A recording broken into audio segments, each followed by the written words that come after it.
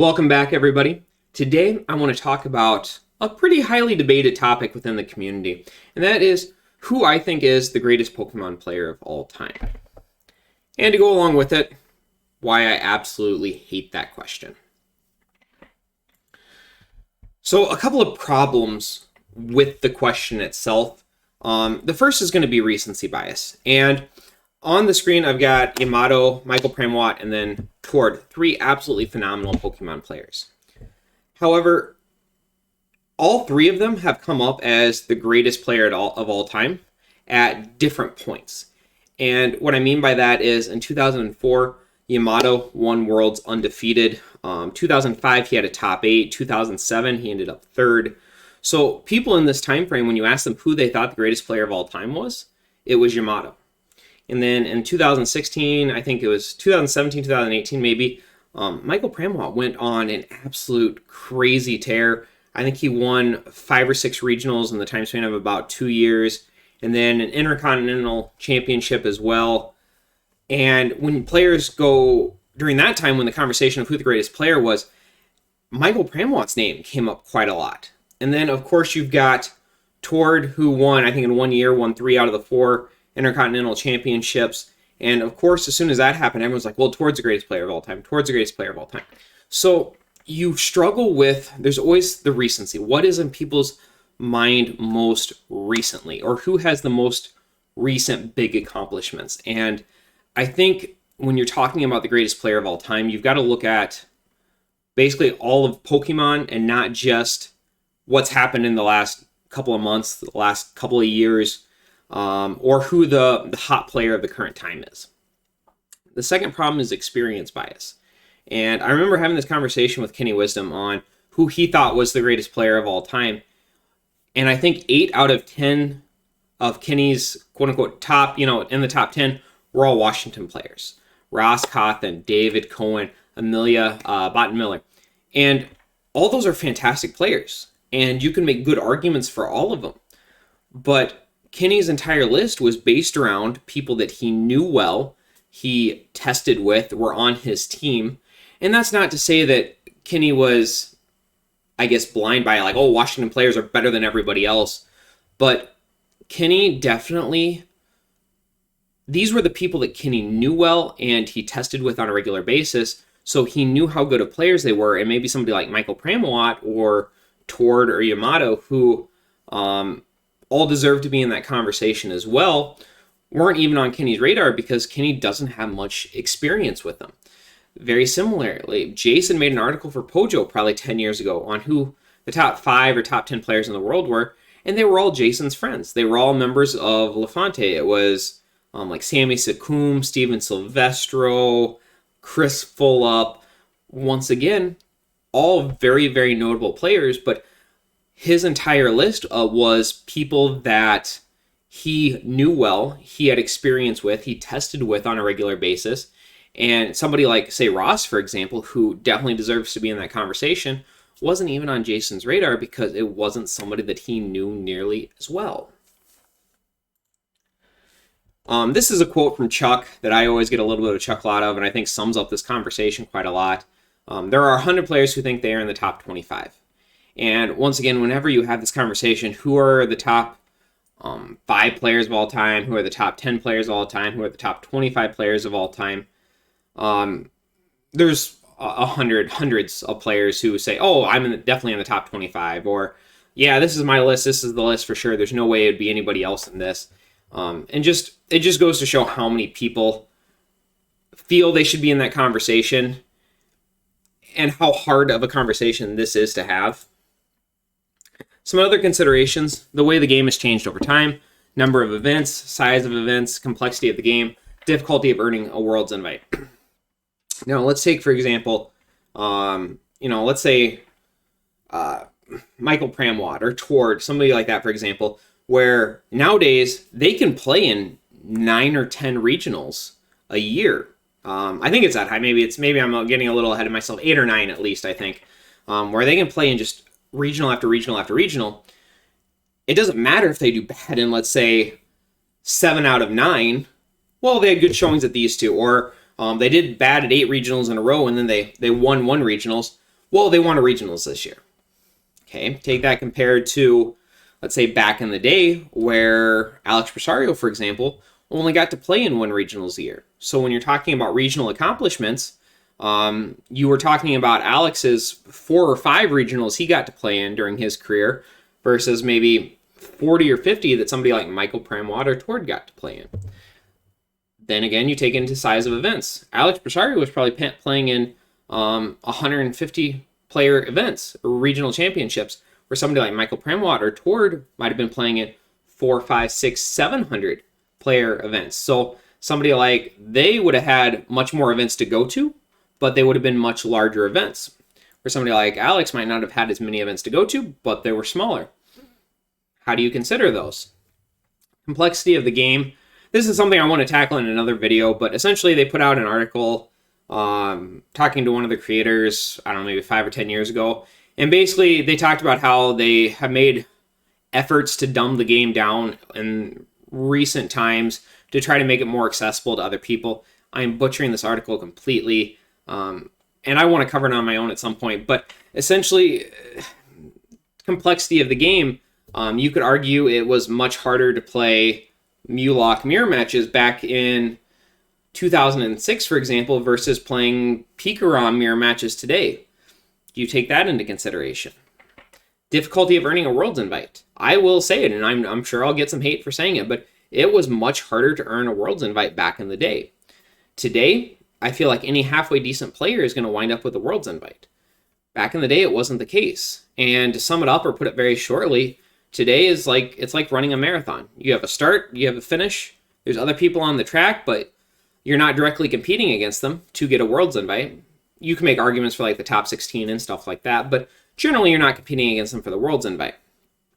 Back in the day, it was a all-out competition between you and everybody else on the course.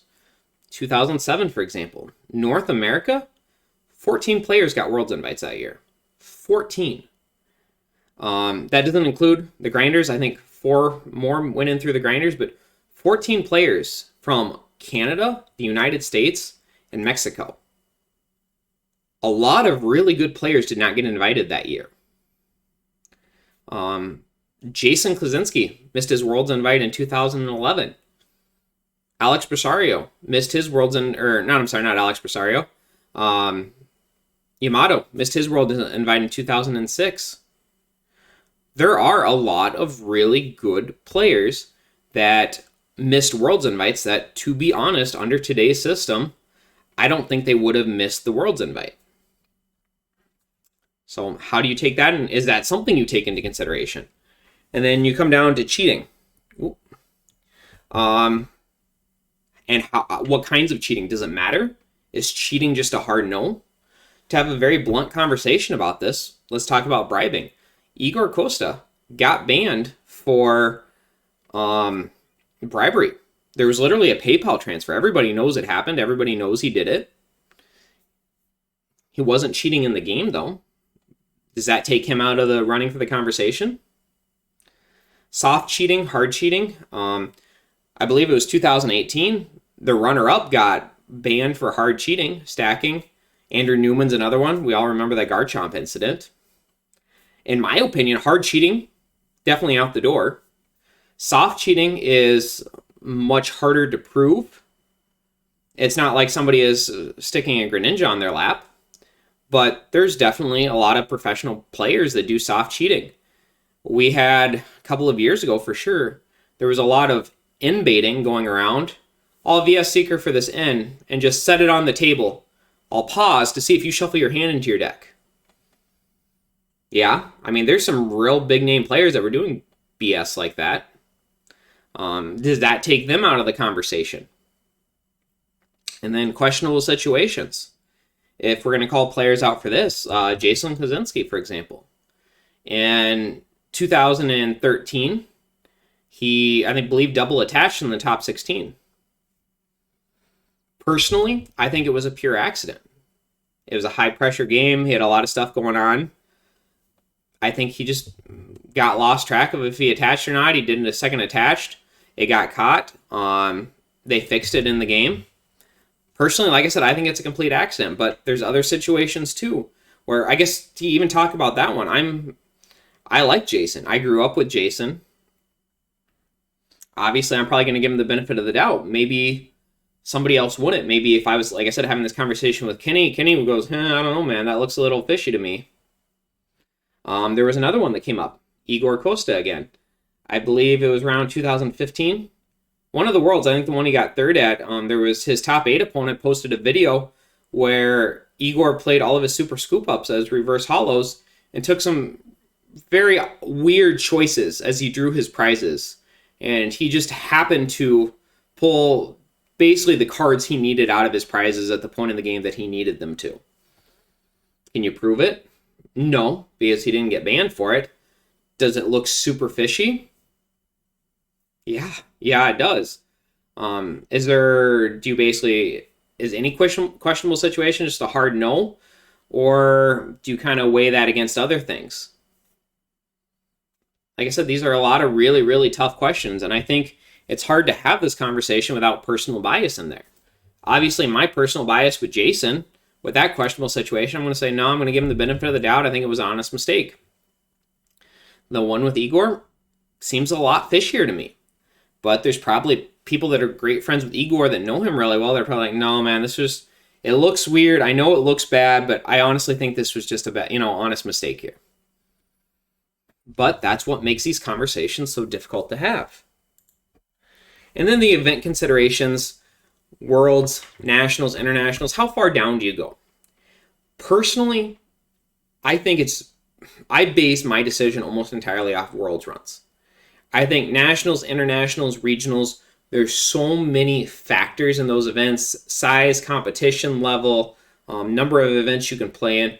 Worlds is just the most consistent event for all these players. And there was one World Championship every single year. That was true in 2004. That's true in 2019, I guess was the last World Championships.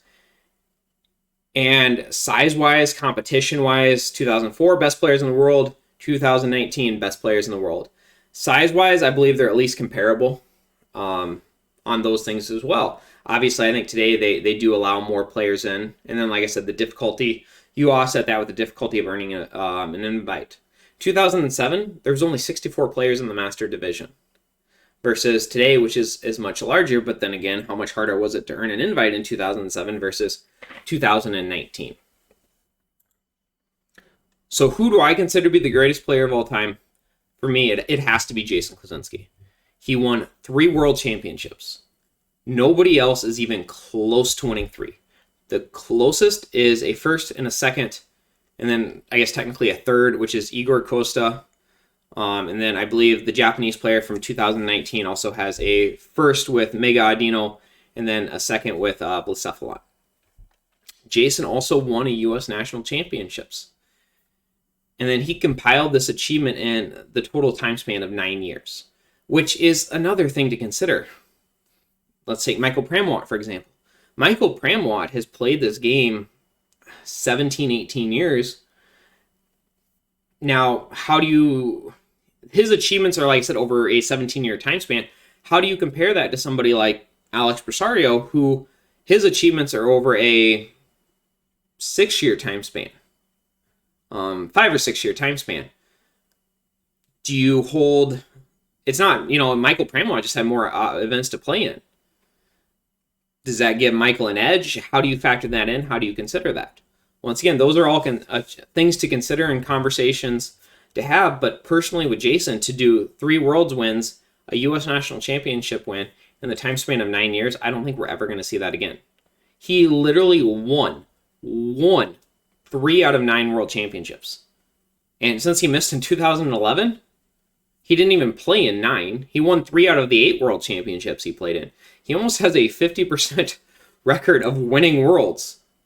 So the number of, if you have any other player in the world that has almost a 50% victory record at Worlds, like winning the literal Worlds tournament, I don't think we're ever going to see that again in the game. And I honestly think Jason's record of a 3-time world champion is probably going to stand for a very, very, very long time.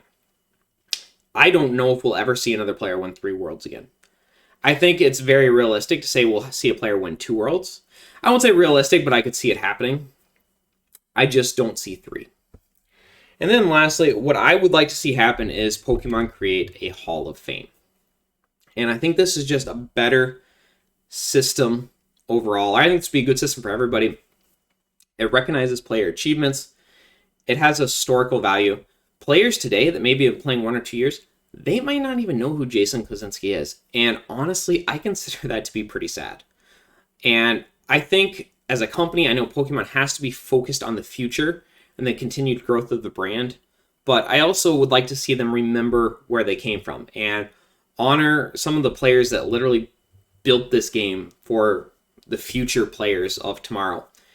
And I think not only that, like I said, I think it would be great to recognize player achievements, has a historical value, and then it's going to set a goal for both current and future players where they see that I want to be part of that Hall of Fame. And I think it's going to take the top players and push and drive them even harder. And I think for your average players or your new players, it's going to give them something like a goal, like a pinnacle. Like I really, maybe one day I'll be good enough to be at that level or be in consideration for a Hall of Fame.